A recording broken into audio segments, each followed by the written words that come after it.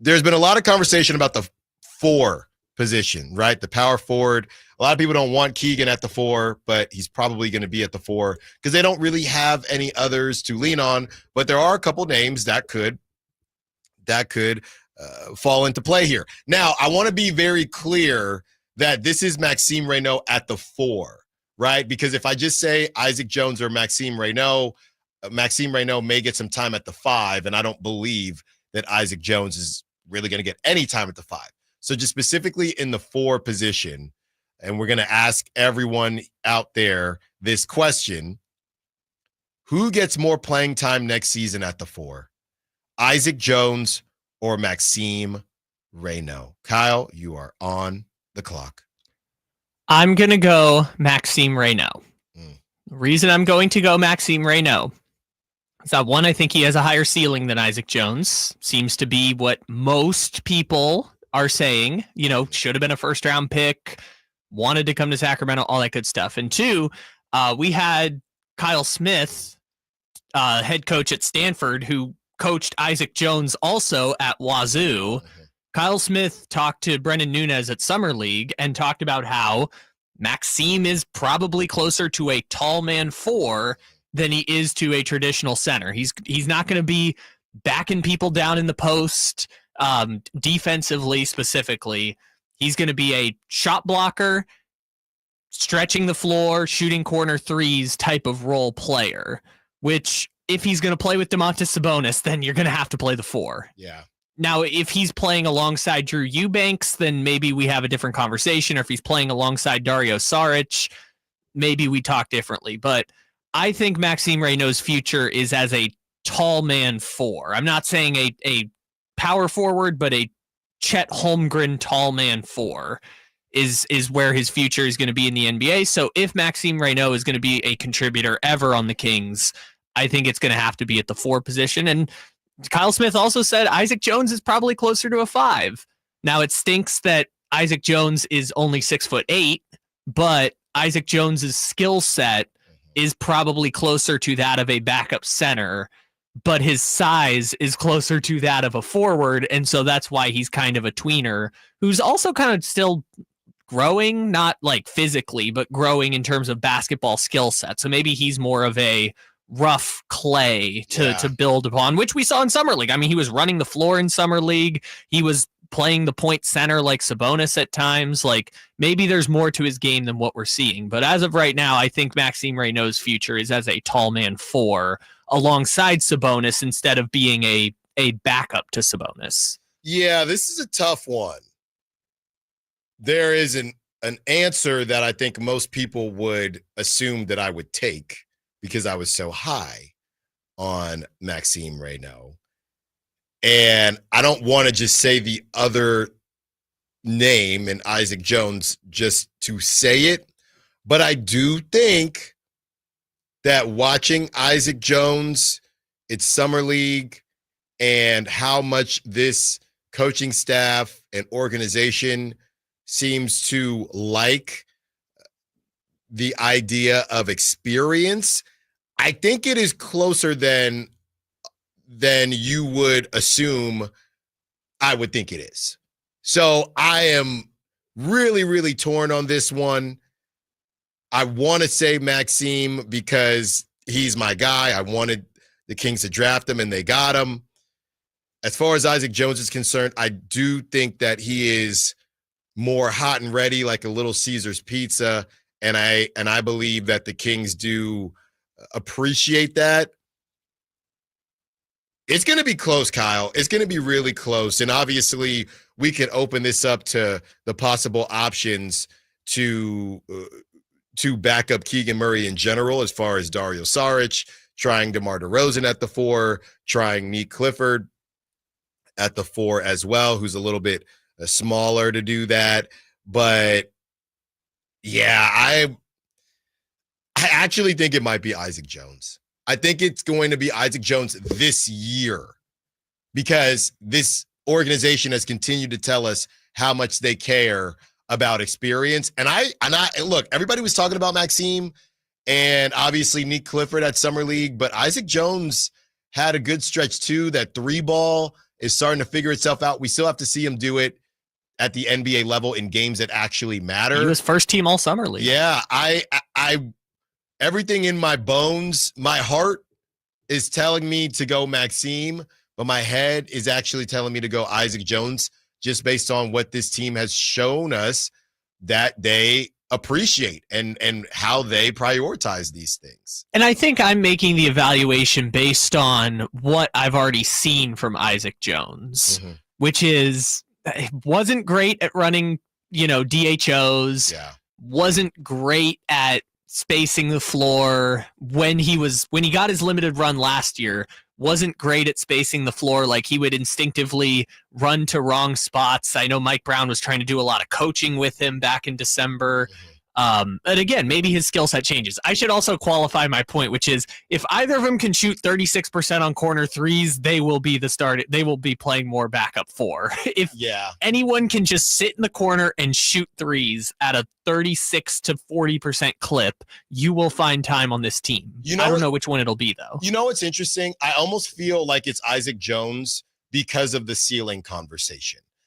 Isaac Jones right on this team. Now, I think the way that I am incorrect is if this team implodes, right? If this team, those first 20 games, it's rough and you end up moving on from DeRozan and the squad looks different, then all bets are off because the roster could be completely different. But as presently constructed, Isaac Jones fits a role better, even if Maxime Raynaud is a better shooter than Isaac Jones. Isaac Jones is able to fit a role better. I almost feel like on this current roster, to be honest, Maxime Raynaud can't really reach his ceiling, right? I mean, he's going to be just the four behind, and I'm saying offensively behind. He'd be the fifth. I mean, he gets on the floor depending on who else is out there, and he's never going to be any better than the third option. And I honestly want to say the fourth option. To be completely unless something has gone horribly wrong. Right. And I'm saying prior to an implosion and some type of blow up at the trade deadline, Isaac Jones is more comfortable. I don't want to say more comfortable, but he knows the system more because he's been there longer and he can play that role. He understands the role better, even if he's not as good of a shooter as Maxime Raynaud. When it's time for Maxime Raynaud to go, he's going to be kind of shot out of a cannon, and I think that's going to be a different look. So that's really why I'm saying Isaac Jones. I think that Isaac Jones has a lower ceiling, but he's ready to go and understands what the Kings are trying to do, whereas you have Maxime Raynaud, who can understand what they're trying to do, but you're not really going to put him in the same type of box. So that's why I think it's actually going to be Isaac Jones.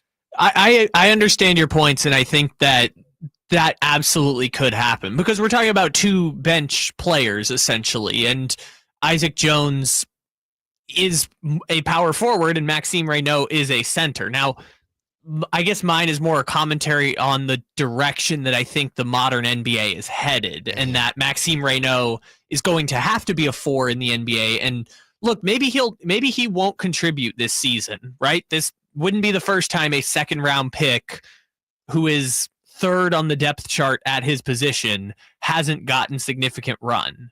But the fact that there is such a need at the backup four offers up opportunity for both of them. And I feel like, not that there will never be a better time for Maxime Raynaud, because I think the Kings could absolutely change this roster and maybe give him more of a chance, but like, the opportunity is there for the taking. And I think that in the long run, that's Maxime Raynaud's best shot at being an NBA player. Yeah. Maybe I just then am believing that he has a better shot of being a long-term NBA player than Isaac Jones, which I fully admit I could be totally wrong about. No, but I would agree with you. The problem is, again, it's this team and the direction that they're telling us that they're going in right now. So Maxime Raynaud, go down to the G League, right?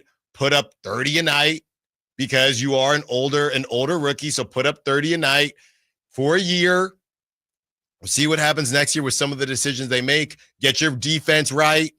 You should be able to defend G Leaguers at a pretty decent clip before you make your way up. get your defense right, work on your shot blocking, work on things like that, and let's see what happens next season. As when we do go to you, you will have hopefully a bigger role than whatever that backup 4 role is going to be right now, regardless of whether it's Isaac Jones. How about this if we throw this into the mix?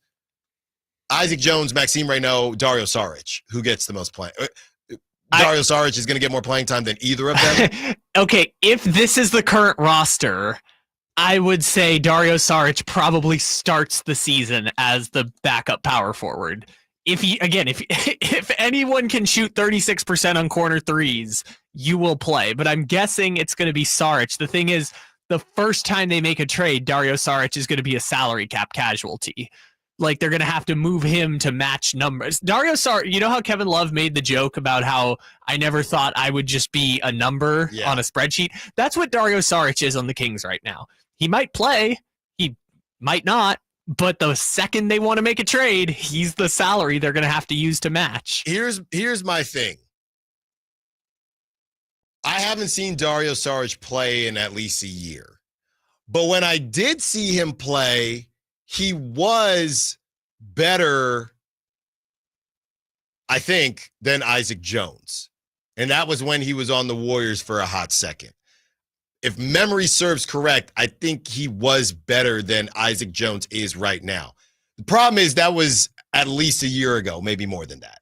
Yeah. So that's the issue that I have with Dario Saric. So if he's can we, you know what? And I got some guys in Denver. And I know we're running out of time here. I'm going to try to get a hold of them. I got somebody in mind, and we've had him on a couple times. Jake? Yeah, I believe, yes. Well, there's a couple names. I need to find out what happened and what was it. Yeah. Did they try to play him? What happened? That's a great question. Maybe the Kings will follow suit and try not to play him, but they are desperate for I'm going to send a DM right now. Sure. Let's see if we can get. Is it Jake Shapiro? No. I don't think we need to have them on. Just answer the question for me. Okay. What happened? Yeah. With Dario wait. Saric? What's the deal with Dario Saric last year? What happened there? Yeah. While you do that, the other thing that is interesting though is like, just doing a rough explanation of draft pick positioning to people listening. Mm-hmm. If you are a first round pick, you have basically 3 years to prove yourself. And the reason that's the case is like you get team options for years 3 and 4 that teams have to pick up a year in advance. So like the Kings are going to pick up Devin Carter's 3rd-year option. There's just no way you're not picking that up right now because you have no idea what Devin Carter is going to be. 4th-year option, that's not as guaranteed. We saw the Grizzlies general manager talk about that with Jake LaRavia. The reason why they traded Jake was that they declined his 4th-year option as a former first-round pick, right? So you basically have 3 years to figure out how good a rookie first-round pick is going to be. With second-round picks, you basically have 2 years based on how their contracts work. You've got 2 years to figure out if they are worth picking up on another option or letting go to restricted free agency because there's no guaranteed money. And then for two-way guys, it's year to year. Isaac Jones was a two-way player who got a guaranteed NBA contract type of situation. So for Maxime, who is a second-round pick, you've essentially got 2 years on his contract to figure out if he's going to be worth anything. I just said it. Well, I was thinking of Ryan Blackburn, who we've had on the show a couple times, host of Locked On Nuggets. And I said, "What's up, Ryan? Quick question. What happened with Dario Saric? So the Nuggets just not ever tried to play him, or was he just bad?" So we're gonna get that answer from Ryan, because I've just been curious. Just what's happening there. What happened? So I'll let you know when we have that information. Yeah, some of the other guys, Nick Clifford, I don't mind it. He's thick enough. He's been on some muscle milk. I think that I like the idea of Nick. Who do you feel more comfortable right now? And not to throw, I guess they're both rookies, but look, I know Nick is significant. Maxime Raynaud is a big boy. He is tall, I should say. He is tall, but if you're asking me who's going to guard Aaron Gordon better, I don't feel good either way, but I probably feel better with Nick Clifford guarding Aaron Gordon than Maxime Raynaud. To your point, if the Kings were to play the Nuggets, I would just match Aaron Gordon's minutes with Keegan Murray's minutes. Yeah. Just you're guarding him. Well, if yes, he sits, you sit. But yes. And I love how that's just where I go to because I'm so scarred from watching DeMar. I don't think I can ever watch DeMar. They'd have to have Tejan Salon at the 4 in order for me to feel comfortable with DeMar DeRozan playing the 4 again. I am so scarred from watching that Nuggets game with DeMar. I felt bad for DeMar. So that was one of the few games I was in the building for last year, and that first quarter was just insane. I think Gordon had more points than the entire Kings team in the first 9 minutes, and because this was the game where DeMar bobbled the pass at the end and they lost, so they came back, but it was like just every time they were like, they tried to start DeMar at the 4, they were like, throw it to Gordon in the post, throw it to Gordon in the post, throw it to Gordon in the post, just every time, just bodying DeMar DeRozan. I was like, and then they tried it again with Zion, and I was like, what are we doing ping DeMar DeRozan on Zion? Just again, you gotta set your team up for success, and that Doug is trying, right? I'm trying, Jennifer. That's what CJ McCollum said to that he was still on the Blazers when that happened. Yeah, I think so. We're trying, Jennifer. Joe Giroux's former co-worker, now friend of the show, Joe Giroux says, what happened to Trey Lyles? Did he not make the roster? I don't think he was invited to try to make the roster. That is another weird name. Is Trey, is it hashtag Trey to China? What? I haven't heard about. Trey to China is crazy. I don't know what's going on with Trey. I'm shocked that the Knicks just haven't picked him up as a flyer. Like they have only 10 players on the roster. Yeah. I'm kind of surprised that maybe they're just waiting to see how this Giannis thing falls, but I was like, Trey Lyles would be perfect for the Knicks. Just pick him up, sit on the bench. He loves Mike Brown. Yeah. I feel like that'd be perfect, but he's unsigned right now. Yeah, he's still unsigned, and that's a name that is not even, you'll see it pop up a little bit, but he's kind of flying under the radar. I do wonder what his plans are. I understand why he's not coming back to Sacramento. Oh, yeah, that part of it, yes. Yeah, I'm surprised no one else has even really tried to pick him up. The double big lineup, could that be a possibility with Drew Eubanks and Domantas Sabonis? Look, can we stop? Can we stop? I don't want to see that. It was one thing with Valanciunas that, they're brothers, they play on the same national team. I don't want to see Drew Eubanks and Domantas Sabonis playing together. Maybe I'll be surprised and I'll like it, but that's the last thing on my list. We have the meat. Well, no, it's second to last. First is DeRozan. Well, yes, that's true.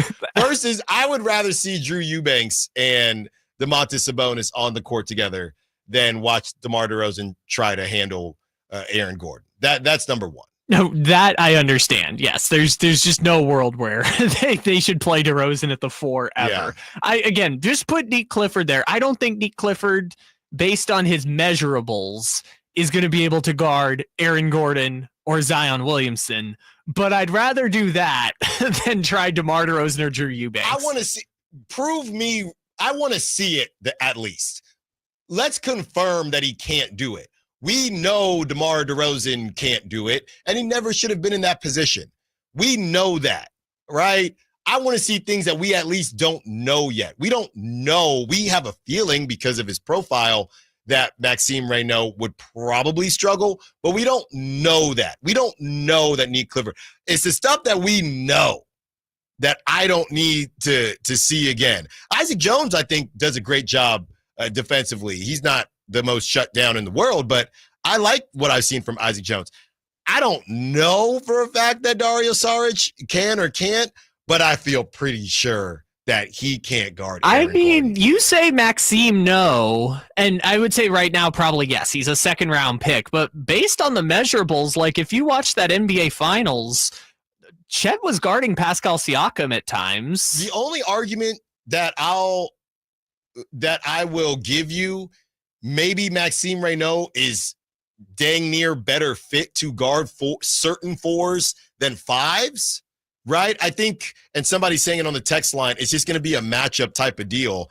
And that's kind of what the NBA is right now anyway. So you're spot on to the texter that said that was from the 916. But yeah, I mean, I think, whoever's a 5 on one night could be a 4 on the other, as long as Maxime can guard someone, I think he'll get a shot at it. We know Isaac can guard fairly well, but there are certain guys that we just know it's not going to be the case. And DeMar is not a great defender anyway, right? Yeah. Then you throw on some muscle-milked out dude in Aaron Gordon or Zion Williamson. I don't want to watch that.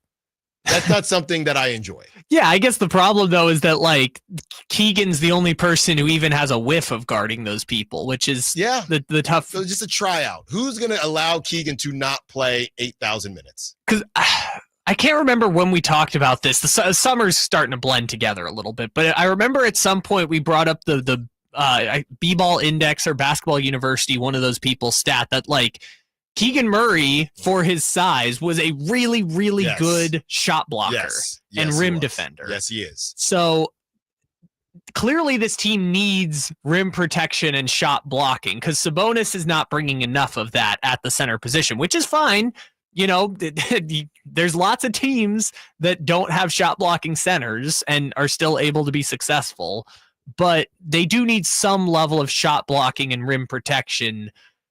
And if it's coming from Keegan Murray, who is 6'8" and guarding people on the perimeter most of the time, I'm not saying I like Isaac Jones's chances because that's not his game, but I liked 7'1" Maxime Raynaud's chances. Yeah. On the other side, let's discuss the young player that Bleacher Report says the Kings need to trade already. Allen Stiles, Sactown Sports.